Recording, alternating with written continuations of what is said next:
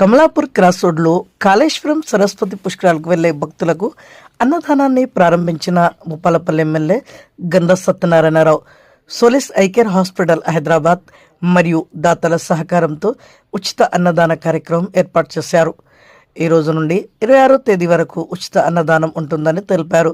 ప్రతిరోజు 2,000 మందికి సరిపడ భోజన ఏర్పాట్లు ఉంటాయని తెలిపారు. కాళేశ్వరం సరస్వతి పుష్కరాలకు వచ్చిపోయే భక్తులకు కమలాపూర్ క్రాస్ రోడ్ దగ్గర ఆగి భోజనం చేయాలని ఎమ్మెల్యే సూచించారు.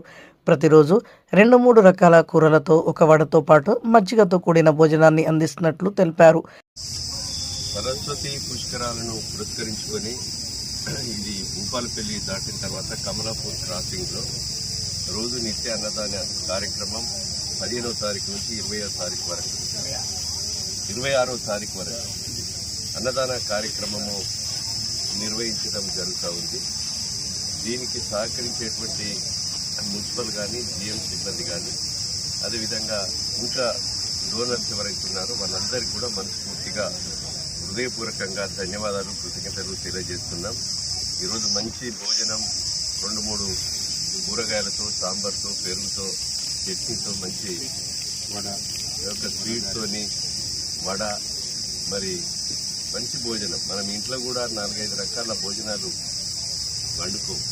ఈరోజు స్వీట్ కూడా మనము దేవాలయాల్లో పెట్టేటువంటి స్వీట్ లెక్క వడాలు కూడా మంచి భోజనం ఈరోజు ఏర్పాటు చేయడం జరిగింది. భక్తులకు విజ్ఞప్తి చేస్తున్నాం, మీరు సరస్వతి పుష్కరాలకు స్నానం చేసేటువంటి భక్తులందరూ కూడా కమలాపూర్ క్రాస్ వద్ద భూపాలపల్లి దాటిన తర్వాత కాళేశ్వరం నుంచి పోయే ముందు, భూపాలపల్లి ఎంట్రన్స్ అయ్యే ముందు కమలాపూర్ జంక్షన్లో అన్నదాన కార్యక్రమం 15వ తారీఖు నుంచి 26వ తారీఖు వరకు మరి నిత్య అన్నదాన కార్యక్రమం జరుగు కనుక దీన్ని పాల్గొని భోజనం చేసుకోవాల్సిందిగా ఇది భక్తులకు విజ్ఞప్తి చేస్తుంది.